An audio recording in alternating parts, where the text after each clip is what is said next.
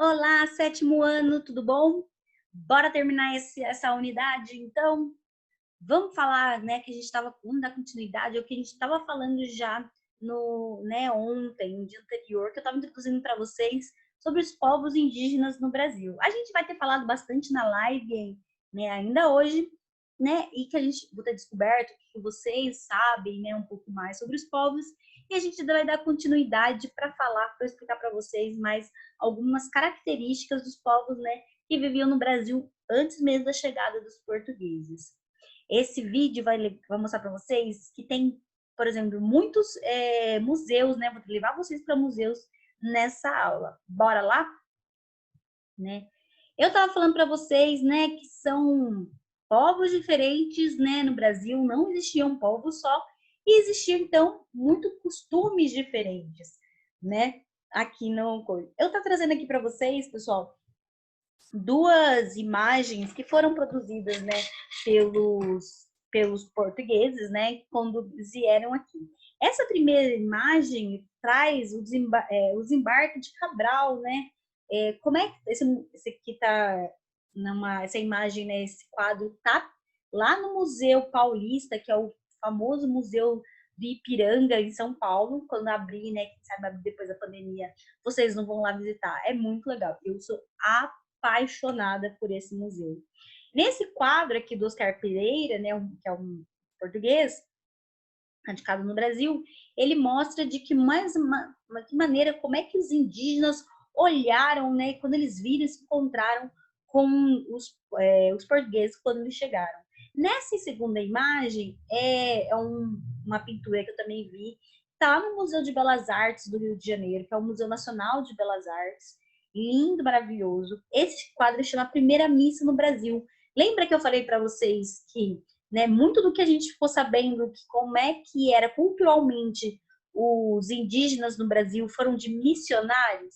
Sim, porque vieram muitos missionários, vieram muitos padres, principalmente padres jesuítas para o Brasil, logo que o Brasil foi, né, encontrado, né, o achamento do Brasil pelos portugueses. Essa vai retratar a primeira missa, né, de como é que os indígenas, olha a diferença. Esse é o padre Anchieta, né, que realizou a primeira missa no Brasil, lá em Porto Seguro, e também, né, que o primeiro lugar que os portugueses desembarcaram foram na cidade de Porto Seguro, né, lá na Bahia, né, e aqui mostra sempre, por exemplo, a concepção para vocês, olha, dos indígenas, né, de que, né, usando cocar, que eles são fortes, né, sempre desnudos, né, principalmente as mulheres na parte de cima. Só que, por mais, né, que sejam, vocês vão ver que sempre os povos no Brasil são representados muito parecidos. Mas lembra que eu falei para vocês, mas gente, se tem várias línguas no Brasil, tem vários povos diferentes, será que eles se vestiam, mas será que eles eram tão parecidos assim? Ou será que não é a visão do europeu que era a mesma sobre os indígenas, né, quando eles encontraram? Bom, continuando, eu vou mostrar então para vocês algumas coisas que são diferentes de povos indígenas encontrados, por exemplo, lá no norte, e povos indígenas que foram encontrados de costumes lá no sul. Como eu falei, algumas tribos chegaram a 10 mil pessoas lá no Rio Grande do Norte, né? E muito da cultura material que foi encontrada nessa região mais ao norte do Brasil, desses povos indígenas, está muito baseada, tipo, principalmente na cerâmica, né? E se descobrir a cerâmica, tem a ver muito com o sedentarismo, com esses povos que plantavam, né, alimentos, né? Porque a cerâmica pode, como fala, pode cozinhar alimentos, pode ser para carregar água, né, captação de água, pode para armazenar outros alimentos, armazenar cereais, né, secos. Então, vou mostrar para vocês um pouquinho. Essa aqui é uma cerâmica encontrada lá no norte, que foi retirada do Museu do Índio, né, para vocês darem uma olhadinha. Deixa eu mostrar para vocês. Vou mostrar um museu para vocês que eu tirei né, essa imagem. Ok. Se vocês quiserem, né, dá uma fuçada também no site do Museu do Índio, né, aqui no Brasil, que ele junta várias coisas da cultura material dos indígenas nesse museu, tá? Ele vai trazer muito sobre pintura corporal, né? Porque as pinturas corporais eram muito, você conseguia reconhecer pinturas corporais diferentes em vários povos. Em cada povo, a pintura corporal significava uma coisa.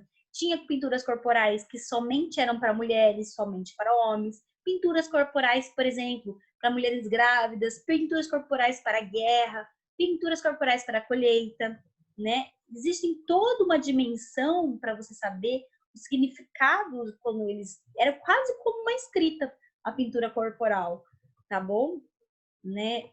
Existia vários tipos de artes, mas eu queria mostrar isso aqui, essa cerâmica. Olha aqui, gente, como tinha né, diferentes tipos de cerâmica no Brasil. Foram vários tipos de cerâmicas encontradas no Brasil por escavações de arqueologia, né? Umas mais simples, outras mais, né, rebuscadas, como essa. Muitas dessas tinham também, né, tinham representações religiosas, né? Outras tinham mais representações, né? Eram mais simples, como representações, né, da agricultura, dos povos, né? Já em compensação, o Sul foi encontrado outro tipo já de organização social, por exemplo, outro tipo de cultura.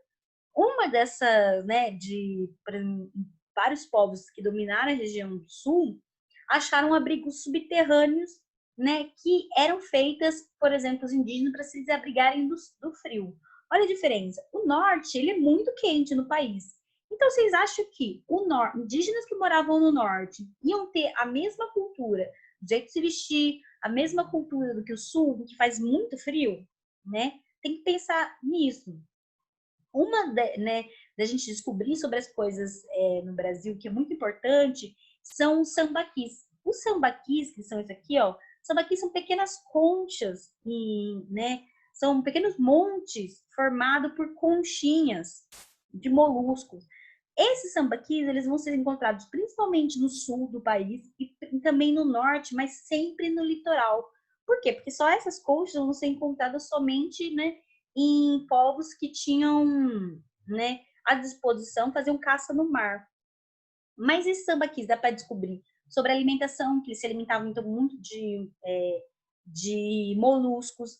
Dá para saber, por exemplo, foi encontradas no sul sambaquis que era comum as pessoas serem enterradas perto, né, desses sambaquis. Olha esse aqui. Esse aqui é um túmulo que foi encontrado no sul. E como é que o sambaqui foi muito importante para poder ter esses estudos aqui no Brasil? O sambaqui, são feitos de concha, né? As conchas, elas têm cálcio, tá? O cálcio, gente, é o que forma o osso, né? Forma as unhas, forma o dente. E o cálcio tá nessas pequenas conchas moluscos. O que ele vai ajudar? Ele ajuda, pessoal, a conservar, né? A preservar. Ele ajudou a preservar muito as ossadas, né? Quase não chega a mumificar, porque a pele não é preservada, mas os ossos sim. Vou mostrar para vocês, então, gente, um estudo sobre os sambaquis, né? Quando vocês forem para praias como, né, no Espírito Santo ou no Rio Grande do Sul, ou, por exemplo, na Santa Catarina, em Floripa, Floripa tem estudo, tem sítios arqueológicos de sambaqui, tá? Sempre, pessoal, né? Quando vocês forem viajar para esses lugares, por que não conhecer, né? Esses tipos também que, imagina, são pré-históricos, milhares de anos tem, né? Essa cultura aqui no Brasil. Então, vou mostrar para vocês, gente, esse videozinho que é sobre expedições para falar sobre o sambaqui. Bora lá. Meu nome é Aline Davis, jornalista e produtora. Adoro viajar e descobrir novas histórias. Meu nome é Fábio, sou fotógrafo e jornalista. Faço escalada, canoagem e todo tipo de esporte. Meu nome é Rodrigo, sou fotógrafo e biólogo. Vou passar para vocês um pouquinho. Nessas expedições, vamos mostrar os vestígios do homem pré-histórico que ainda se encontram depositados em praias, dunas e mares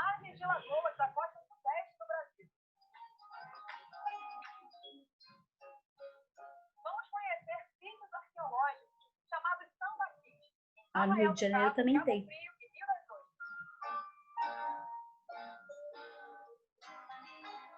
Na etapa final da nossa viagem, vamos visitar centros de pesquisa que trabalham na preservação desses locais de nossa pré-história.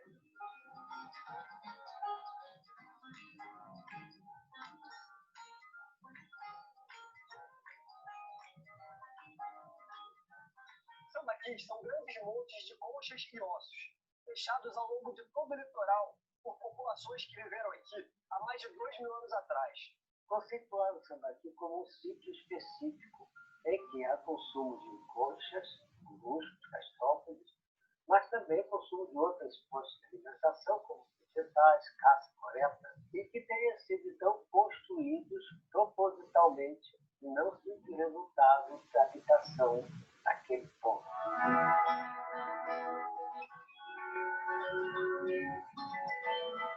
Em vários trechos do litoral da região sudeste do Brasil, a gente encontra sambaquis como estes daqui, que ficam nas dunas da Ilha do Cabo Frio, em Arraial do Cabo, no estado do Rio de Janeiro.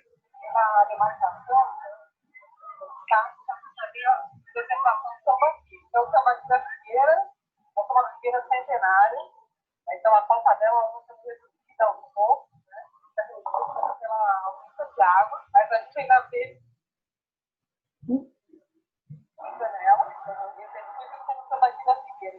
Tem a segunda parte do sambaqui, que está mais atrás da Figueira, que está numa estável, e ela tem a visão do sambaqui necessária, né? Ela tem aberta, tem os ossos da parte.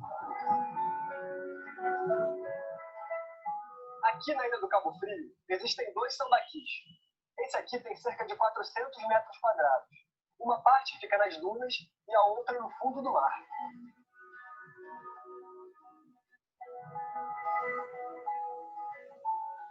Esses sítios foram datados como tendo entre 1.200 e 2.700 anos. 2.700 anos. Aqui a gente vê vestígios do homem primitivo que viveu nessa região. A gente encontra restos de peixes, moluscos, artefatos e até esqueletos humanos. Os sambaquis no Brasil estão distribuídos por toda a zona costeira. Infelizmente, apenas em alguns lugares eles estão bem preservados. Na Praia do Forte, em Cabo Frio, existe um grande sambaqui, mas vem sendo muito degradado ao longo dos anos. Olha como é que esse sambaqui é enorme, hein? Olha lá. Olha aqui. Mas olha o que já tem. Mistura com ocupação recente. Na década de 60 do século passado, o Museu Nacional fez um trabalho de arqueologia e datou a ocupação humana aqui 5.000 anos atrás. Os objetos que foram retirados se encontram na Reserva Técnica do Museu Nacional do Rio de Janeiro. E hoje se encontra desse jeito, abandonado, poderia ser explorado, bem explorado, ali para o turismo cultural. Aqui podia ser um museu a céu aberto, de Cabo Frio, o Museu da Pré-História de Cabo Frio.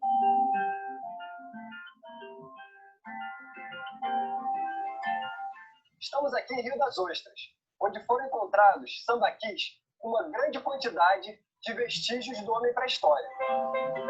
O sítio arqueológico Sambaqui da Taioba foi registrado em 1967 pelo Instituto Arqueológico Brasileiro. Essa aqui é a Cássia Liu.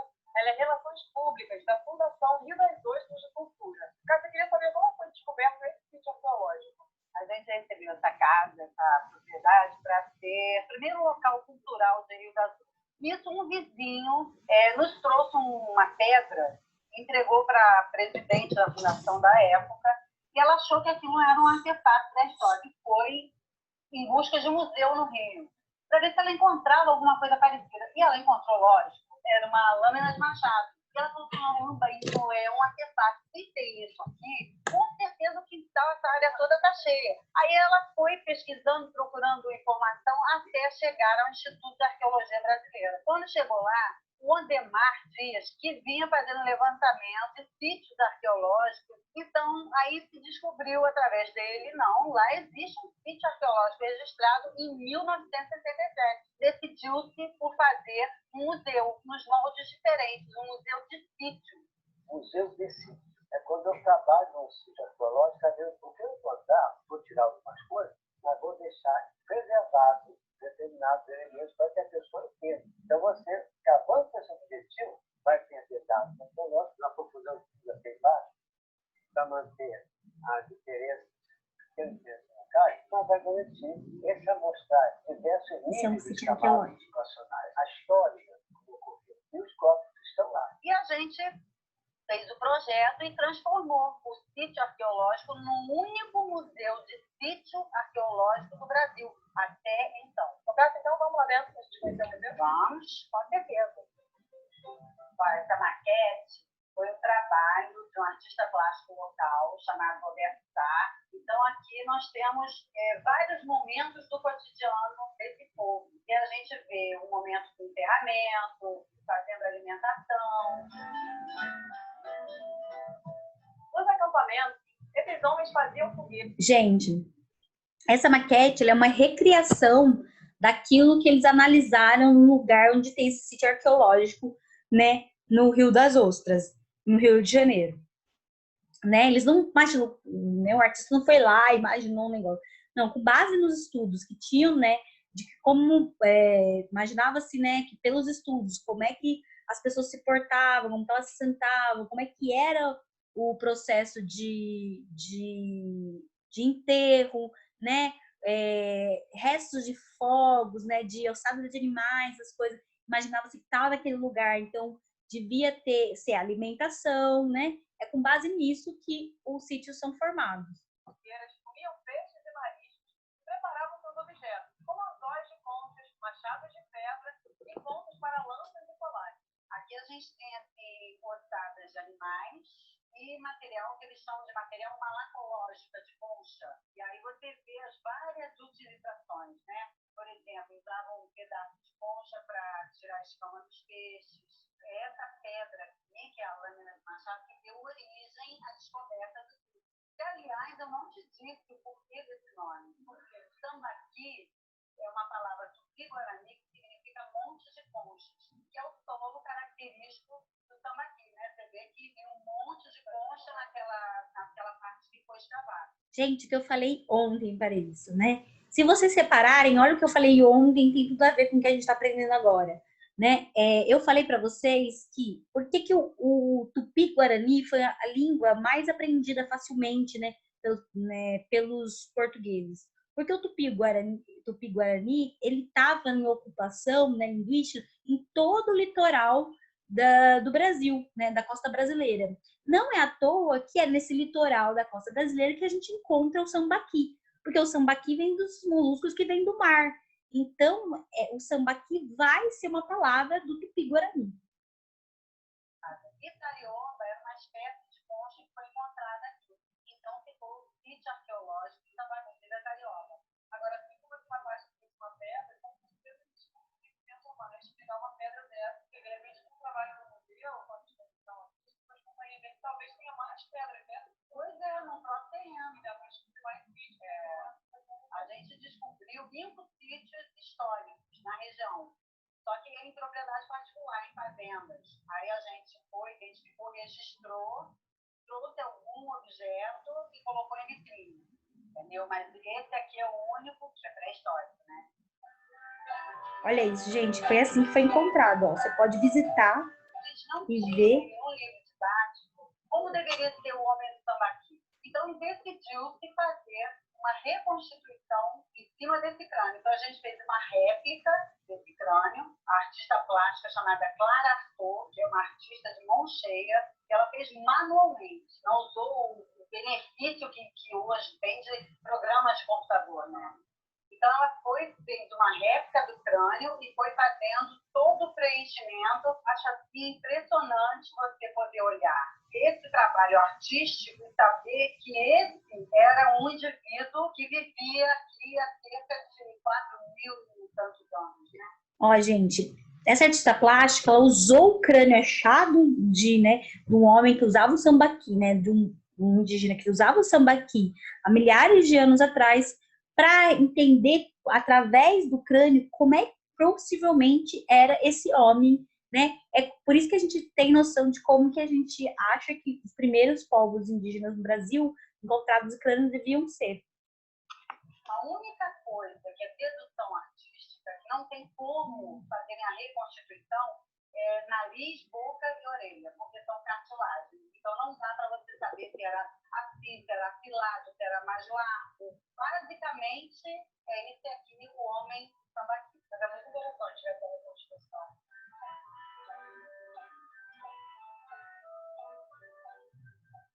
Acredita que esse sambaqui também era usado como um local para rituais, como um monumento de identificação do grupo que habitava essa região.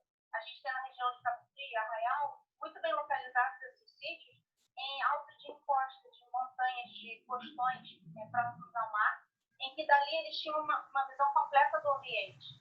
Talvez em contato com outros grupos de assentamentos desses humanos, que era melhor não só a visualização da área, mas também próximo de recursos alimentares. São considerados também como um monumento, um marco na paisagem, talvez um marco de poder daquela comunidade, né, daquela tribo, né, em que eles tinham também uma melhor visão representando a altura deste monte. Pesquisadores descobriram que alguns sambaquis foram construídos ao longo de 1000 anos. Em cidade antiga, os grupos pré-históricos que habitavam essa região eram sedentários e não nômades, como se chegou a imaginar. Eles eram sedentários, mas eu acho que eram muito exploratórios, porque conforme eles, não vou dizer esgotavam o recurso, mas eles exploravam tanto o recurso que em determinado momento eles mudavam para explorar um novo ambiente. Ou por um outro motivo, seja por guerra ou por briga, não sei. Mas provavelmente sim, porque existem essas camadas que têm umas datações bem diferenciadas. E algumas delas intercaladas por períodos estéreis. Então o sítio considerado, em algum momento, ele foi abandonado e depois foi recolonizado, vamos dizer, o mesmo local, deu prosseguimento à nova ocupação daquele mesmo território. Os sambaquis são o único vestígio do povo pré-histórico, de uma cultura que permaneceu nessa região por mais de 4.000 anos.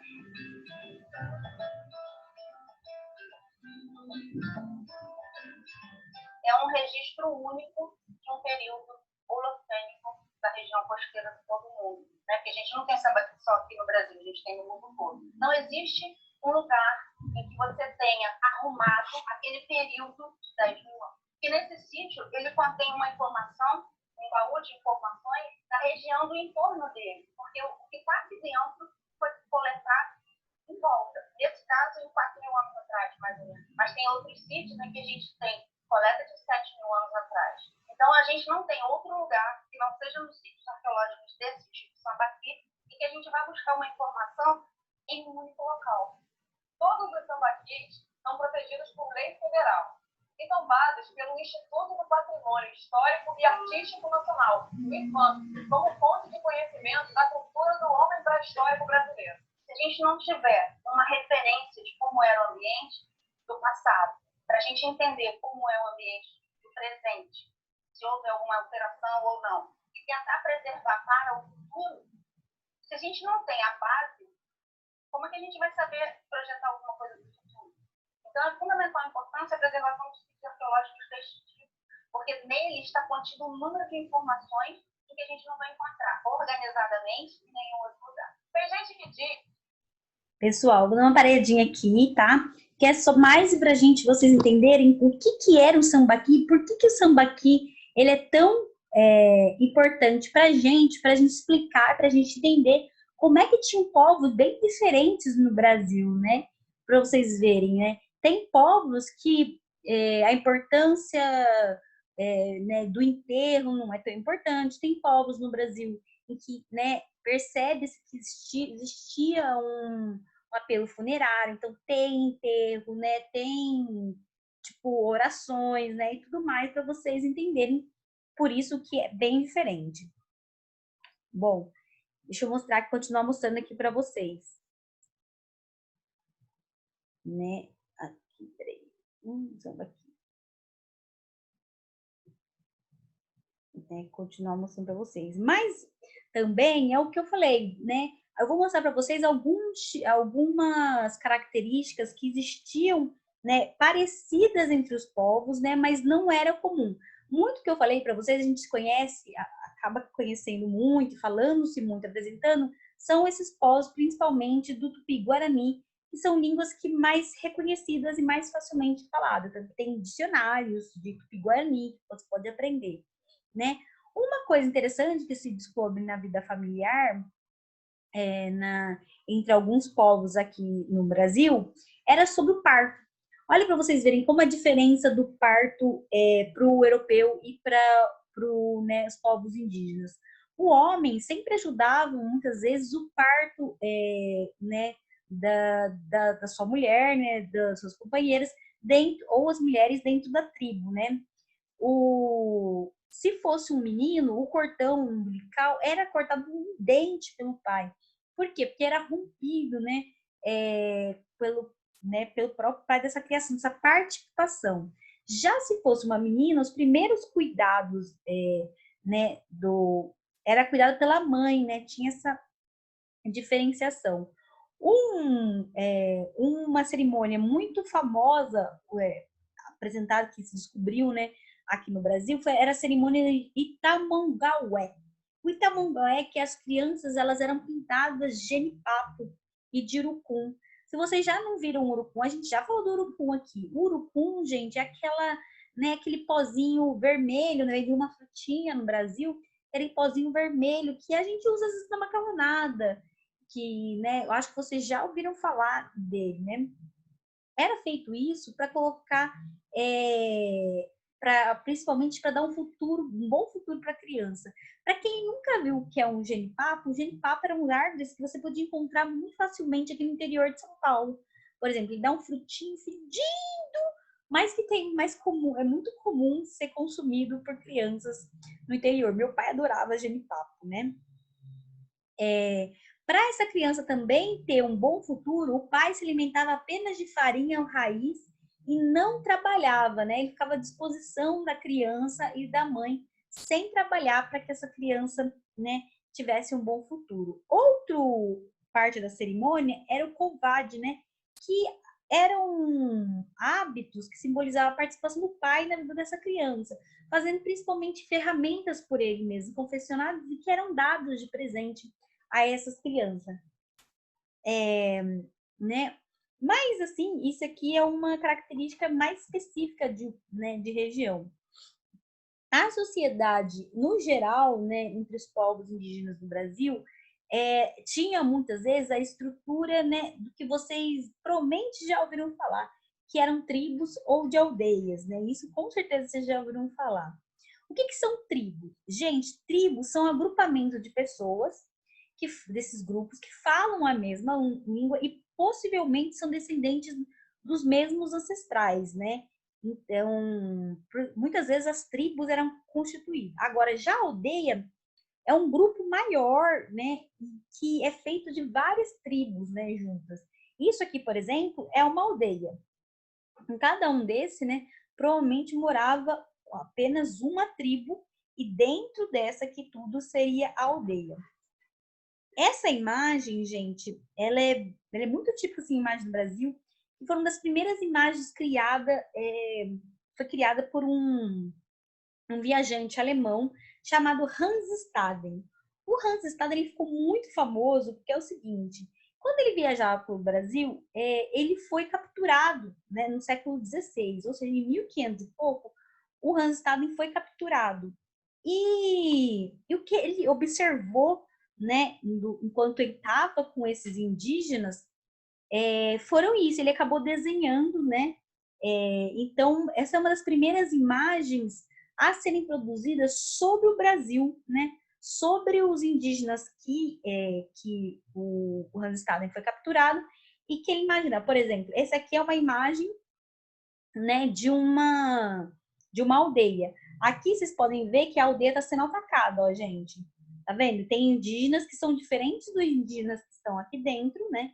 Estão protegendo a aldeia, são diferentes dos indígenas que estão aqui fora, como ele quis simbolizar.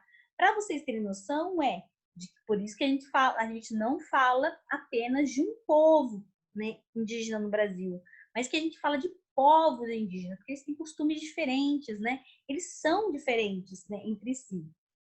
O que o Hans Staden explicou no livro dele quando ele publicou, né? que esses indígenas eles principalmente se reuniam em torno de um chefe, né? Que é o que usa a cabana mais alta, né? Ou que fica no meio, bem no centro do interior da aldeia, e que esse chefe normalmente é aquele que eu falei, é o mais sábio ou mais valente, né? E que é o chefe normalmente da tribo, por isso tem essa organização, tá? Eles muitas vezes, né, guerreavam entre si ou dominavam, muito parecido com o que acontecia entre os povos incas, astecas e maias que a gente viu. Bom, era muito comum, como eu falei para vocês, existir guerra, e a gente vai falar um pouquinho sobre guerras e as crenças entre os indígenas, né? Essas guerras aconteciam muitas vezes porque matou o outro por vingança, ou às vezes por ter, né, matou um outro indígena de um outro povo, ou muitas vezes a dominação para se expandir, né, a influência de território, né? Mas a gente vai falar um pouquinho das crenças antes. Os indígenas, a maior parte que descobriu dos indígenas, é que eles não tinham especificamente um grupo, né, de deuses que nem os astecas tinham, que nem os incas tinham, ou que nem os gregos e os romanos, né? Eles normalmente eles acreditavam nos elementos da natureza, né? Então eles ao sol, como eu sempre falei, que tem muita característica, né? Que é o tupi, né? O tupã, que é o grande, né? Sol, né? Para os tupis guaranis, por exemplo, que são mais Tupã é o deus do sol. Mas eles criavam várias histórias para dar explicações, por exemplo, às coisas que eles comiam, a mitos de criações que eu falei para vocês, né, que é muito importante. Por exemplo, um mito de criação muito famoso é a lenda do surgimento da mandioca. A mandioca, gente, ela era base quase em todo o território brasileiro, em quase todos os povos indígenas que estavam aqui no Brasil antes dos portugueses tinham como base a alimentação a mandioca, porque a mandioca dava, gente, em quase todo o território, tá? E eu gosto muito dessa lenda, né, que é esse mito de criação para dizer de onde surgiu essa base da nossa alimentação. Por exemplo, os incas, eles tinham um mito de criação do milho, né? Lembra que eles tinham até um deus do milho e tal. No Brasil, tinha-se famosa lenda da criação da mandioca. De acordo com a lenda, uma índia tupi deu luz a uma indiazinha e a chamou de Mani. A menina era linda e tinha pele bem branca. Vivia feliz brincando pela tribo. Toda a tribo amava muito Mani. Mani, pois ela sempre transmitia muita felicidade por onde passava. Por um dia, Mani ficou doente e toda a tribo ficou preocupada e triste. O pajé, que normalmente é esse líder, né, da tribo, foi chamado e fez vários rituais de curas e reza para salvar a querida indiazinha. Porém, nada adiantou e a menina morreu. Os pais de Mani resolveram enterrar o corpo da menina dentro da própria oca, pois era a tradição e costume cultural do povo indígena tupi. Os pais, lembrem que os tupis são esses povos que são bem do litoral brasileiro. Os pais regaram o local onde a menina tinha sido enterrada com água e muitas lágrimas. Depois de alguns dias da morte de Mani, nasceu dentro da oca uma planta cuja raiz era marrom por fora e bem branquinha por dentro, da cor de Mani. Em homenagem à filha, a mãe deu o nome de Maniva à planta. Os índios passaram a usar a raiz da nova planta para fazer farinha e uma bebida, o cauim. Cauim, gente, é uma bebida muito tradicional entre os povos indígenas do Brasil e bebida até hoje. O que é o cauim? O cauim, ele é a mandioca mastigada, que ela é cuspida, e com o tempo ela se fermenta por causa da saliva e aí se torna essa bebida alcoólica. Ela ganhou o nome de mandioca, ou seja, uma junção de Mani, nome da indiazinha, e oca, habitação indígena, né? Gente, dentro dessas ocas, né, que era uma habitação menor, que daí fazia parte da tribo, e da tribo uma aldeia, que né, as ocas elas eram construídas muitas vezes não cabendo uma família só, mas várias famílias, né? Ou uma família que tinha pai, mãe, vô, primo, sobrinho, tinha tudo dentro da oca, né? E por quê? Porque era muito costume eles honrar os passados dele e muito costume ao valor familiar, né, dentro da maior parte desses indígenas, né? Por isso, e quando havia morte entre as tribos, muitas vezes exigia-se a vingança, né? E muitas vezes, foi o que eu falei para vocês, tinha dança, tinha pintura corporal, para guerra, para nascimento, né? Para comemorar, para louvar os espíritos, tinha tudo. Né? Como a maior parte dos costumes que a gente aprendeu, muitas vezes também desses costumes vem da fala do Hans Staden, que é esse viajante que veio para o Brasil no século XVI, né?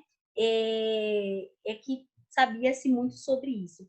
Tanto que uma desses rituais, né, que o Hans Staden, né, que fez esse desenho aqui que eu falei para vocês, né, que é esse viajante, ele foi capturado, olha o azar dele, ele foi capturado por uma tribo, que são os Tupinambás, né? Tupinambás, né? Que eles tinham rituais antropofágicos. O que são rituais antropofágicos, gente? Esses vocês vão querer morrer. Gente, o ritual antropofágico nada mais é do que um ritual de canibalismo.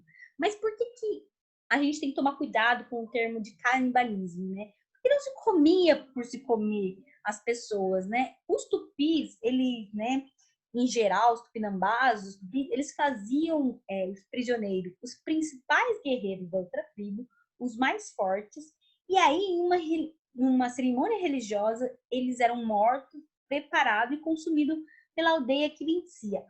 Por que isso, gente? Porque acreditava-se que nesse consumo da carne dos guerreiros mais fortes, vinha-se o espírito desse guerreiro e alimentava esse grupo de pessoas, né?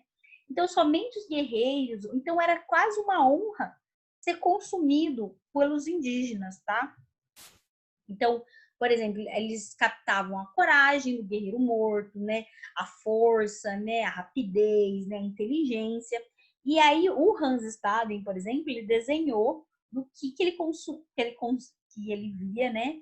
Ele não foi consumido, né? Porque ele conseguiu voltar, né? Ele conseguiu entender a fala dos indígenas, conseguiu voltar para a Alemanha e lá ele desenhou o que ele viu, ele foi visto aqui no Brasil, né? Mas é o que eu falei para vocês, olha como que ele desenhava, né? Vocês imaginam que os indígenas são assim, né? Essas são duas imagens. Vocês conseguem ver quem é o Hans Staden aqui? Olha a cor das pessoas, né? Os indígenas realmente, eles são mais avermelhados, de pele mais tom avermelhado, né? E quem que é o único brancão aqui? É o Hans Staden. Olha o Hans Staden aqui, gente. Ele se autodesenhou, né, nas ocas e também desenhava né, as cerimônias de antropofágicas, né, de consumo, né? Lembrem-se que antropo é homem, fágico é consumo. Então, né, rituais antropofágicos é de consumo do homem, tá? Mas se vocês verem, gente, nem parecem realmente do que vocês conhecem os indígenas, ouviram foto de indígenas, parecem indígenas no Brasil, mas porque ele só foi desenhar isso realmente quando ele estava lá na Europa. Então, tem tudo da mente dele, da lembrança dele. Então, como a lembrança dele é toda influenciada pelos europeus, ele desenhou os indígenas muito mais parecidos com europeus, né? Do que com somente a cor de indígena mesmo, do que realmente, né? E esse consumo, gente, ele era pela toda a tribo, tá vendo? Então, por isso que tem crianças consomem também, né? Esses guerreiros que eram de tribos que perderam. Não fiquem, então, né, pessoal, não fiquem muito, né, pasmos com isso. Uma coisa que eu queria falar para vocês também é do uso, né, da medicina, que eu estava falando para vocês, da medicina indígena. Gente, a medicina indígena, ela é muito legal, assim, porque muito do que a gente aprende, que os avós de vocês falam, às vezes para estar com dor no estômago, come o boldo, ou, tipo, tá ansioso, come chá de camomila, né, tá muito dessa medicina, né, que a gente sabe de chás, principalmente, são feitas né, da medicina indígena, gente, né? Então é bem legal por causa disso. Tá? O trabalhinho de vocês vai ser em relação à medicina indígena, por sinal, tá? Pessoal, a gente termina aqui e a gente vai fazer algumas atividades depois.